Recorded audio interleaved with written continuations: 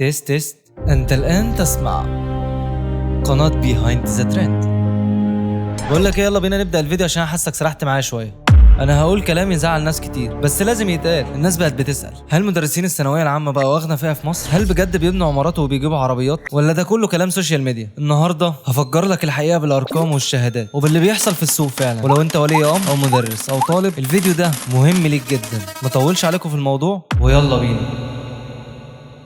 في اخر فتره ازاي السوشيال ميديا خلقت صوره جديده عن مدرسين الثانويه العامه. انتشار فيديوهات مدرس عامل مركز ب 4 مليون جنيه وشائعات ان مدرسين معروفين بيجيبوا عربيات BMW وبيستثمروا في عقارات، واولياء الامور بقى مقتنعين ان الدروس تساوي منجم ذهب. طب هل ده حقيقي ولا صور اتضخمت بسبب التيك توك والريلز؟ ما نطولش عليكم وندخل في الموضوع على طول. ربح المدرسين فعلا قد ايه؟ وهنا هنقسمها لثلاث حاجات. اولهم اسعار السناتر في مصر. متوسط الحصه للمدرس المشهور من 60 ل 150 جنيه للطالب. عدد الطلبه في القاعه بيوصل ل 300 طالب في السناتر الكبيره. تعال نحسبها حساب سريع. حصه واحده في 300 طالب في 80 جنيه يساوي 24000 في الساعه الواحده. ندخل على تاني حاجه معانا، المدرس عنده كام حصه في اليوم؟ مدرس مشهور من 3 ل 4 حصص، يعني هنضرب نفس الرقم ده في 4. عارف طبعا ان الرقم هيكون ضخم. والمدرس المتوسط من حصه ل3 حصص في 4 ايام. ادي لك بقى الجزء الثالث. بس هل الرقم ده هو اللي بيخش جيب المدرس؟ لا طبعا. وهنا نبدا تفصيل المصاريف. ايجار سنتر متوسط بيكون ايجاره من 80000 ل 200000 شهريا، والاضاءات والكاميرات. تجهيزات التصوير بتكلف من 150 ل 300000، زائد العماله اللي هي بتكون اداريين ومحصلين ومشرفين وامن وتصوير ومونتاج. وهاك تنسى طبعا نسبه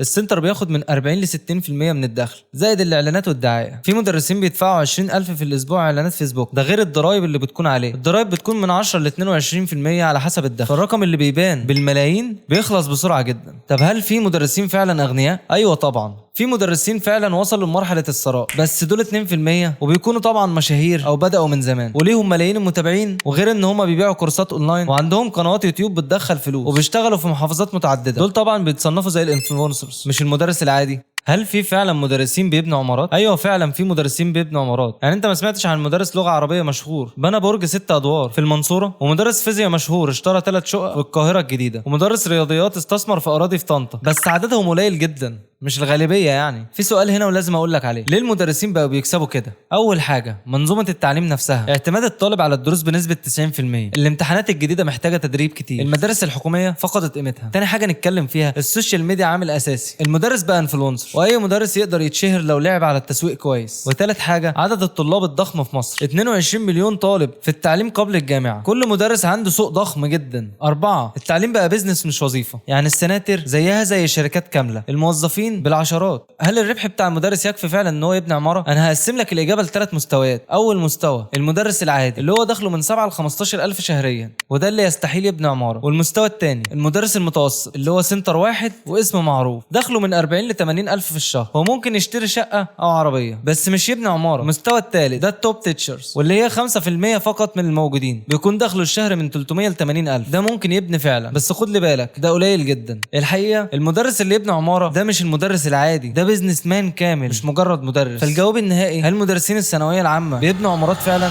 ايوه في منهم بس مش الاغلبيه، ومش حتى 10% منهم. اللي وصل للمستوى ده هو اللي فهم السوق وفهم التسويق وحول نفسه من مدرس لمؤسسه كامله. قولوا لي رايكم في الكومنتات، هل انت شايف ان المدرس يستحق الفلوس دي ولا الموضوع خرج عن السيطره؟ اكتبوا رايكم في الكومنتات، ولو استفدت اعمل لايك وشارك الفيديو علشان يوصل للناس اكتر. عاش يا بطل انك وصلت لهنا، وبكده اقدر اقول لك سلام.